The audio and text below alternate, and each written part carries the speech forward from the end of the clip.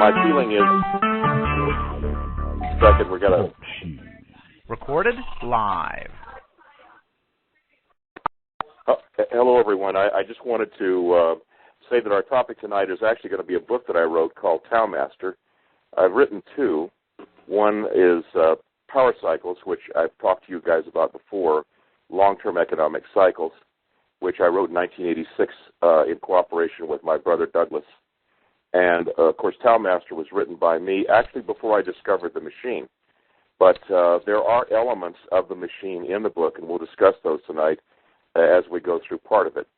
The first thing I'd like to do is just give you a quick synopsis of the book, and I mean this is very quick. And then I will read the preface to you, including a little bit of the book so you understand, you know, what it's doing, and it's actually a novel. It's not an instruction book. And then I'll also tell you how the book was created to be the most, in my opinion, the most unique book. Not necessarily the dialogue or in the text so much, but the most unique book in history.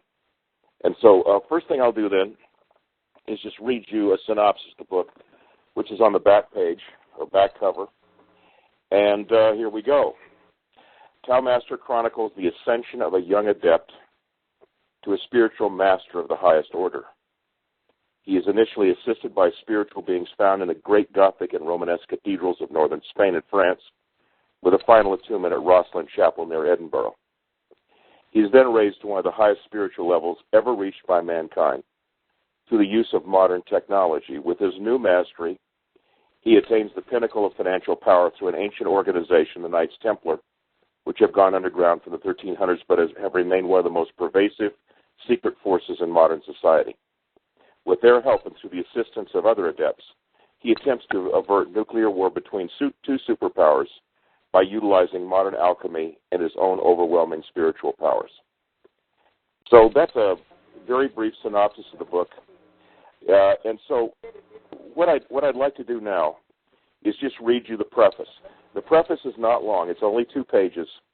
But it synopsizes also what I'm trying to accomplish with the distance energy power, and also gives a little bit of physics, not too much, so that you kind of understand some of the things that have gone into it. So I'll start now.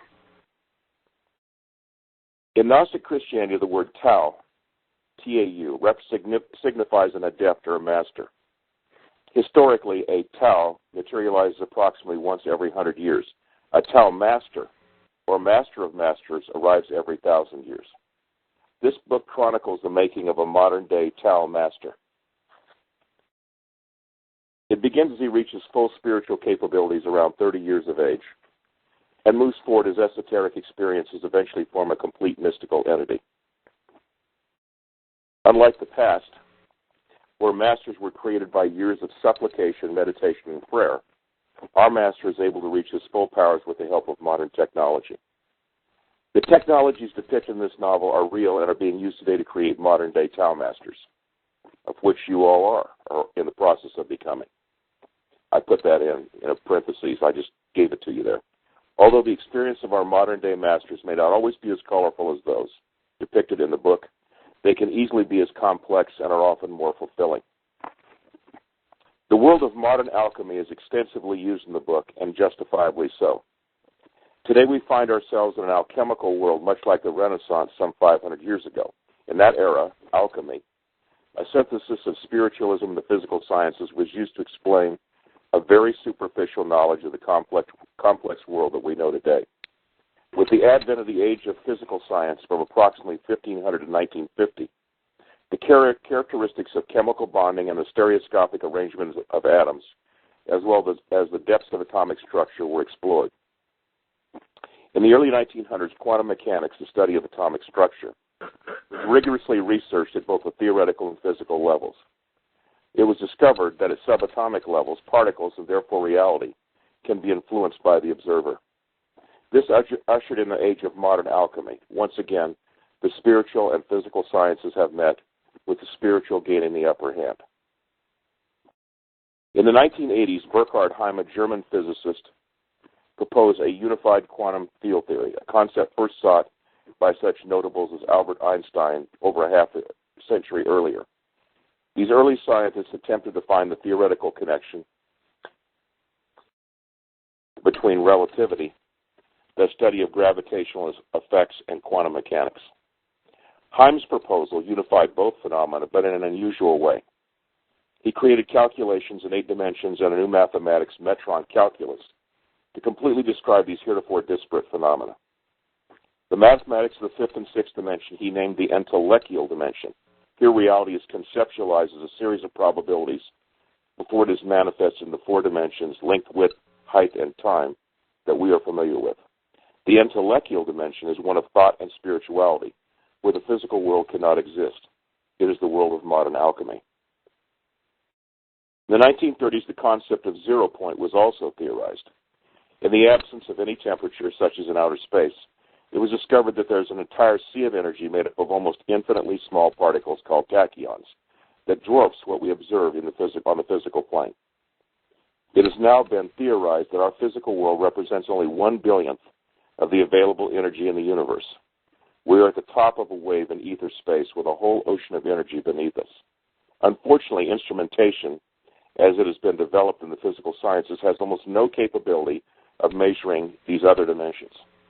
Instead, the human body antenna, with its auric structure devoid of interference that so characterizes ours damaged by everyday existence, may, in the hands of a highly purified adept, be the best way to reach these new frontiers of reality. Enter the Tao Master, an evolved entity whose time has come. The physical answer to the ever-exploding power of science on the physical plane. He is the guiding light that can never be matched by the crude sophistication of modern technology. Although assisted by science to reach ascension, he then reaches levels of sophistication only found in human imagination. This way may well be the future of the human race, depicted by adepts for millennia and beautifully explained by Jesus Christ some 2,000 years ago. Are there any comments? Sounds interesting. Well, who am I speaking with? This is Roy in Texas. Roy, what do you find interesting about it, if I may ask? I find it interesting how that one can reach that adept or that high position of spirituality in a very short time using the machines and yes. The capabilities of being able to utilize that in your daily life. Yes. The thing is the way I've always looked at it is this, Roy, and thank you for asking the question. And it's an insightful one. The way I've always looked at this is that as quoted in the next to last chapter, I put my little quote of my own in there, and it states simply that ascension is the removal of negativity or negative veils. And when all are removed, all is left is the Holy Spirit, I said, or divinity. And so by removing negativity, you become essentially a more spiritual person. And what the book has in it is some very interesting things that I've added, because I've always believed that things should be multi-layered. In my first book, Power Cycles, I did the same type of things. There were illustrations. This was written in 86, so it's been 20 years, over 20 years since it was written. It's still timeless, though. What I did was I put a lot of illustrations and things there so people could easily see the type of thing that was occurring. And that's exactly what I did in Tao Master. What I went back and found Essene symbols. And for those of you that don't know who the Essenes were, they may have been the group of people that Christ came from.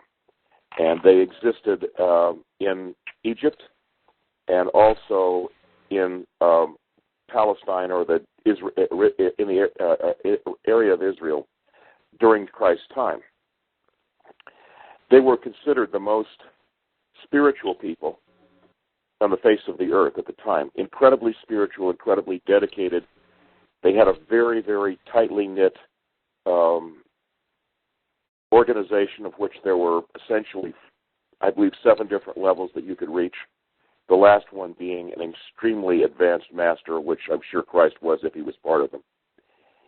And their belief system goes back into prehistory, including their symbology and all the rest. And I decided that if this book was going to be about Gnosticism and mysticism, I was going to have the supreme mystics, or certainly some of the most supreme